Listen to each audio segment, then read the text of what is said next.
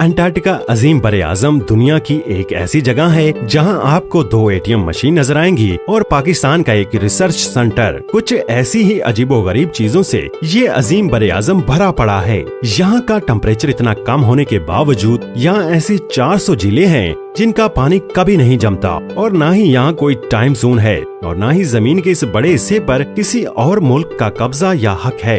ये जगह देखकर ऐसा लगता है जैसे ये जगह किसी और ही प्लेनेट का हिस्सा है।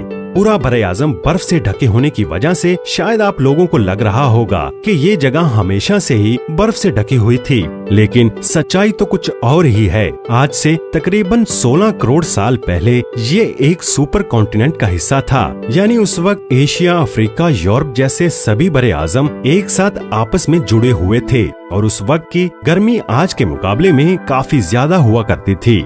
लेकिन वक्त के साथ साथ ये सुपर कॉन्टिनेंट हिस्सों में तकसीम हो गया और एक हिस्सा जिसका नाम इंडियन प्लेट था वो एशियन प्लेट से जा टकराता है। क्योंकि इंडियन प्लेट ज्यादा वजनी थी वो नीचे धंस गई और एशियन प्लेट कम वजनी होने की वजह से उस पर हिमालय और दूसरे पहाड़ी सिलसिले बन गए। पाकिस्तान में भी आप 2 प्लेटों के मिलाप को बहुत से मुकामात पर देख सकते हैं।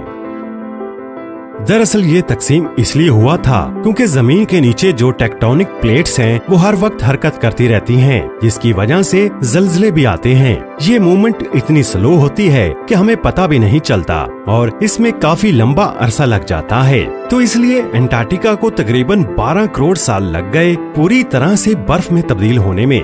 जब 2 माहिर अर्जियात ने यहाँ की सूखी जमीनों में खुदाई की तो तब उन्हें कुछ पत्तों के निशान मिले जो तकरीबन 2 करोड़ साल पुराने थे और ये इस बात का सबूत है कि यहाँ भी कभी दरख्त और पौधे हुआ करते थे। अगर ये सुनकर आपको अजीब लग रहा है तो थोड़ा रुक जाइए, क्योंकि सन 2014 में यहाँ बहुत ही लंबी खोपड़ी वाले इंसानों के ढांचे मिले और बिल्कुल ऐसी ही लंबी खोपड़ी इससे पहले मिस्र और पेरू में भी मिली थी, जिससे ये साफ जाहिर होता है कि माजी में अंटार्कटिका के साथ साउथ अफ्रीका और साउथ अमेरिका का कोई कनेक्शन जरूर था। अंटार्कटिका को जमीन के ऊपर से देखकर ऐसा लगता है कि ये जगह चारों तरफ से एक जैसी है, लेकिन हकीकत में यहाँ का मशरकी हिस्सा मगरबी हिस्से से 10 गुना ज्यादा बड़ा है और यहाँ पर बर्फ भी मगरबी हिस्से से 10 गुना ज्यादा है। और इसी बड़े हिस्से में पाकिस्तान का एक साइंटिफिक रिसर्च सेंटर भी मौजूद है जिसका नाम जिन्ना रिसर्च सेंटर है और साथ ही दोनों लोकेशंस की हाइट में भी काफी फर्क है। लेकिन दूसरी तरफ मशरकी हिस्से में एक ऐसा छोटा हिस्सा है जहां बिल्कुल भी बर्फ नहीं है और इस छोटे से हिस्से को मुलियंस वैली के नाम से जाना जाता है। ये जगह हमारी जमीन से इतनी अलग है कि नासा ने इस जगह को स्पेस प्रोग्राम के लिए टेस्टिंग साइट के तौर पर चुना है और ये जगह आज भी वैसी ही है जैसी आज से 1 करोड़ साल पहले हुआ करती थी। और इस मुलियंस वैली को देखकर ऐसा लगता है जैसे कि ये जमीन नहीं बल्कि मार्स हो। प्लेनेट मार्स से याद आया, सन 2002 में एक छोटे पत्थर के साइज का एक एस्ट्रॉइड इसी अंटार्कटिका आ गिरा था जो 2015 में कुछ साइंसदानों को मिला। बाद में तहकीक के बाद ये पता चला कि ये एस्ट्रॉइड और किसी नहीं बल्कि खुद मार्स से आया था। आप सुनकर हैरान रह जाएंगे कि 90% एस्ट्रॉइड के पत्थर जो जमीन पर मौजूद हैं वो सब हमें अंटार्कटिका से ही मिलते हैं।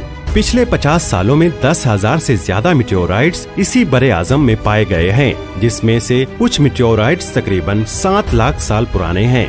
यहाँ पर बहुत सी पुरानी चीजें भी मिलती रहती हैं और यहाँ पर बहुत से पुराने बहरी जहाज भी बर्फ के अंदर धंसे हुए नजर आते हैं। पूरे अंटार्कटिका पर एक ही इंसानी बस्ती है जहाँ पर एक स्कूल, हॉस्पिटल, पोस्ट ऑफिस और 2 एटीएम मशीनें मौजूद हैं। अंटार्कटिका में जहाँ बहुत से साइंसदान पूरी गर्मियों में यहाँ इस इलाके की तहकीक जारी रखते हैं, वहीं सर्दियाँ आते आते इन साइंसदानों की तादाद तकरीबन 50 के आसपास रह जाती है। अक्टूबर से फरवरी तक ये अंटार्कटिका काम करने के लिहाज से नामुनासिब रहता है, लेकिन फरवरी खत्म होते होते इसका टेम्परेचर इतना गिर जाता है कि यहाँ पर एक पल भी गुजारना बेहद मुश्किल हो जाता है। ऐसे में सिर्फ चंद लोगों को ही यहाँ रोका जाता है और बाकी लोगों को वापस भेज दिया जाता है। तकरीबन आधे साल तक शदीद सर्दियाँ बर्दाश्त करने वाले अंटार्कटिका से दुनिया का राब्ता पूरी तरह से खत्म हो जाता है। ऐसे में ना तो कोई अंटार्कटिका आ सकता है और ना ही कोई यहाँ से जा सकता है। ऐसे हालात में उन लोगों पर क्या गुजरती होगी ये तो वही जान सकते हैं। गर्मियां आने पर जिनको वापस एंटार्क्टिका आना है वो तो शायद सर्दियों में अपने घर बैठकर इंतजार कर लेते होंगे, लेकिन जिन लोगों को यहीं रुककर आधा साल गुजारना हो उनके लिए ये काम सबसे मुश्किल हो जाता है। हालात खराब होने का डर और घर से दूर इस जगह पर एक दिन शायद एक साल जैसे गुजरता होगा। अगर आप तुलुए आफताब में दिलचस्पी रखते हैं और सूरज को देखना पसंद करते हैं तो आपको जानकर हैरानी होगी कि अगर किस्मत आपको एंटार्क्टिका ले गई तो ये मौका आपको साल में सिर्फ एक ही बार देखने को मिलेगा, जब आप सूरज को निकलते हुए देख पाएंगे। अपनी अनोखी आबोहवा जमीन के सबसे नीचे हिस्से पर मौजूद, ऐसे में सूरज से आने वाली रोशनी जो जमीन के सभी हिस्सों को हर दिन रोशन करती है, वो एंटार्क्टिका तक साल में एक बार ही पहुंच पाती है। एंटार्क्टिका पर तुलुए आफताब बेहद अनोखा होता है, जहां सूरज के निकलने से लेकर इसके गरूब होने तक तकरीबन आधे साल का वक्त लग जाता है और इतना ही वक्त इसे दोबारा तलु होने में लग जाता है। ऐसे में ये कहना गलत नहीं होगा कि एंटार्क्टिका पर सूरज तलु होना किसी त्योहार से कम नहीं है। एंटार्क्टिका के समुद्र के 11 फीट गहराई में एक अमेरिकी साइंसदान को एक अजीबोगरीब नजर आने वाली मखलूक की हड्डियां मिली। ताज्जुब की बात यह है कि ये मखलूक दिखने में इतनी ही अजीब थी कि इसके लुक से लेकर शेप तक कुछ भी आजकल के जानवरों से नहीं मिलता। इसे देखकर ऐसा लग रहा था जैसे ये किसी और ही प्लेनेट का जानवर या खलाई मखलूक था, जो कि किसी तरह एंटार्क्टिका पहुंच गया। तो दोस्तों, आप क्या कहते हैं इस वीडियो के बारे में? अपना जवाब लाजमी कमेंट बॉक्स में दीजिएगा और जिन्होंने यहाँ तक वीडियो देख ली है तो वो लाजमी हमारे चैनल दूरबीनी को सब्सक्राइब कर दें और इस कीमती मालूमात को अपने प्यारे दोस्तों के साथ लाजमी शेयर कीजिए। आपका कीमती वक्त देने के लिए बेहद शुक्रिया।